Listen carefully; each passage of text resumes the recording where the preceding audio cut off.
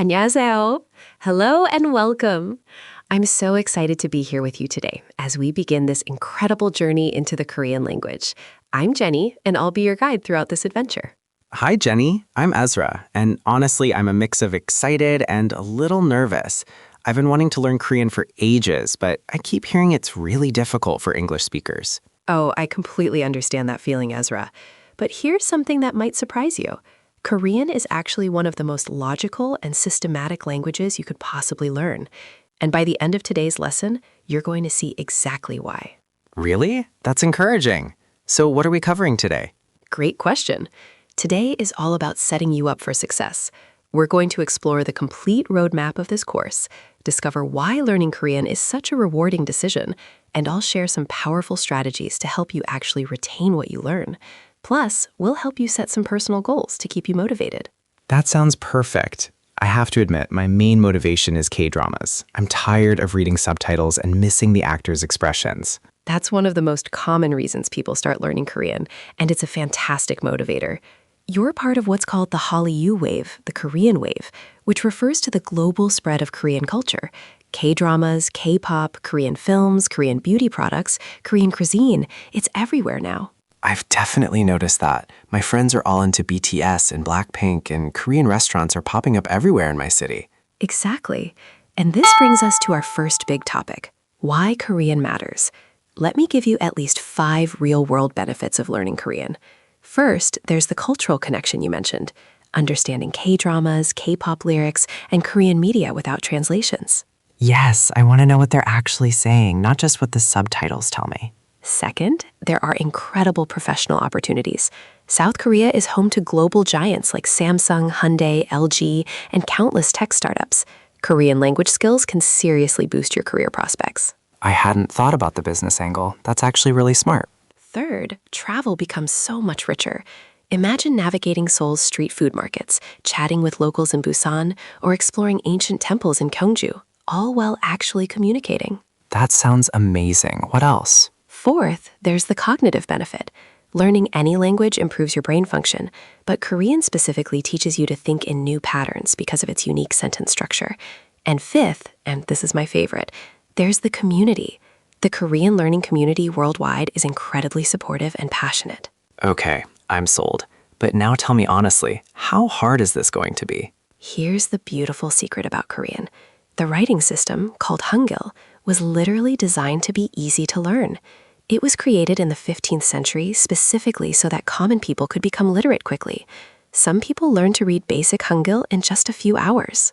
Wait, seriously? A few hours? I'm not exaggerating. The alphabet is incredibly logical. Each letter represents one sound, and the shapes of the letters actually show you how to position your mouth. We'll dive deep into this in the upcoming lessons of this module. That's so different from what I expected. So what does this whole course look like? Great transition. Let me walk you through the complete structure.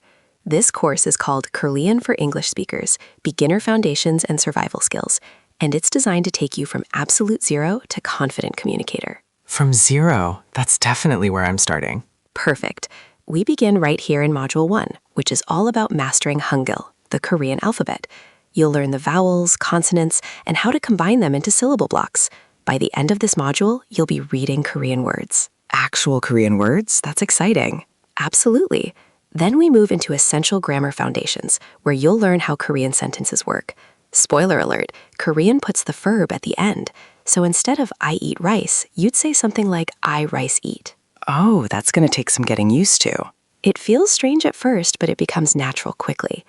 After grammar, we move into practical survival modules, introducing yourself, asking for directions, ordering food, shopping, and handling travel situations. Those are exactly the situations I'd need for a trip to Korea. That's the goal. Each module builds on the previous one, so by the end, you'll have both the foundation and the practical skills to actually use Korean in real life. This is really well organized. Now, how should I actually study? I've tried learning languages before and always gave up. This is so important, Ezra. Here on Langmitra, we follow a 4-step approach. Learn, practice, apply, and review. First, you learn new concepts through lessons like this one.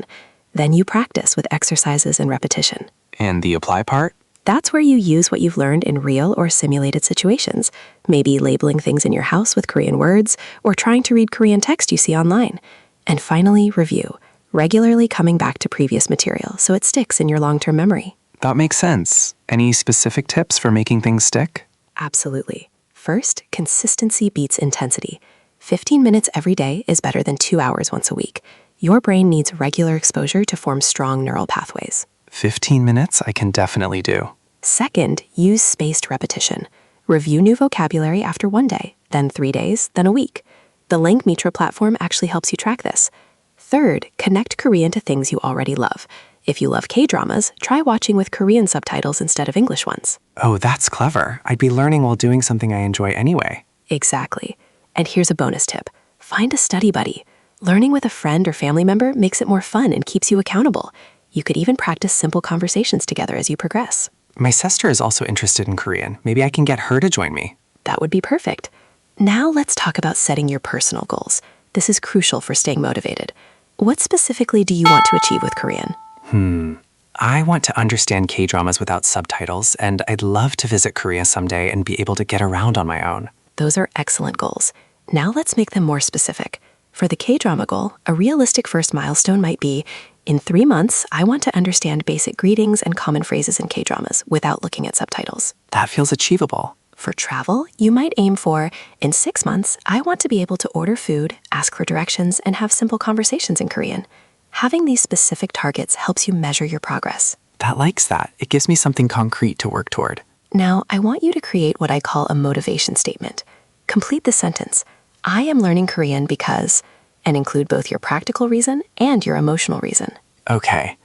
I am learning Korean because I want to fully experience Korean entertainment and culture, and because achieving this goal will prove to myself that I can learn anything I set my mind to.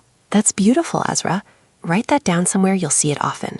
When motivation dips, and it will sometimes, that statement will remind you why you started. I'm going to put it on my bathroom mirror. Perfect. Now, before we wrap up, let me show you how to navigate your learning. On Langmitra, you can find all your study materials organized by module. You can set daily reminders, track which lessons you've completed, and even see your streak, how many days in a row you've studied. I do love a good streak. Very motivating. Many learners find that keeping a streak going becomes a game in itself. You can also bookmark tricky lessons to review later and access vocabulary lists for quick practice sessions. This is all really helpful. I feel so much more prepared than I did at the start of this lesson. That's exactly what I wanted to hear. Remember, every expert was once a beginner. The fact that you're here taking this first step already puts you ahead of everyone who just thinks about learning Korean but never starts. That's a good point. So what's coming up next? In our next lesson, we're diving into the fascinating history of Hangul and meeting King Sejong IV, the genius who created the Korean alphabet. You'll discover the incredible philosophy behind how the letters were designed. It's honestly one of the most interesting stories in linguistic history. A king who created an alphabet? Now I'm really curious. It's an amazing story. For now, your homework is simple. Write down your motivation statement, set a realistic daily study time, and get excited, because you're about to join millions of people around the world who've discovered the joy of learning Korean. 감사합니다, Jenny. Did I say that right? Thank you? You said it perfectly. 감사합니다 means thank you. Look at you, already speaking Korean. Welcome to the Langmitra community, Ezra. Whiting. Waiting? What does that mean? It's a Korean expression of encouragement, like you can do it or let's go. You'll hear it constantly in K-dramas. Whiting, everyone listening. Your Korean journey starts now. Before we recap, one quick ask. What worked for you in this lesson? What felt hard? And what topic should we teach next? Drop it in the comments. Your feedback shapes what we build next.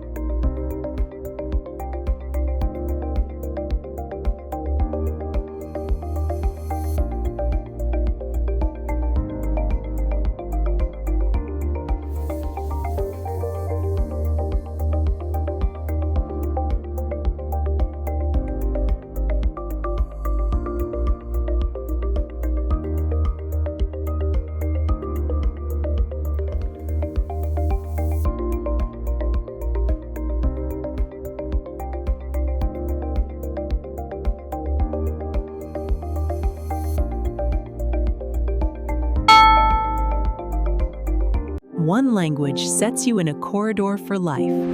Learn language with podcast. Subscribe.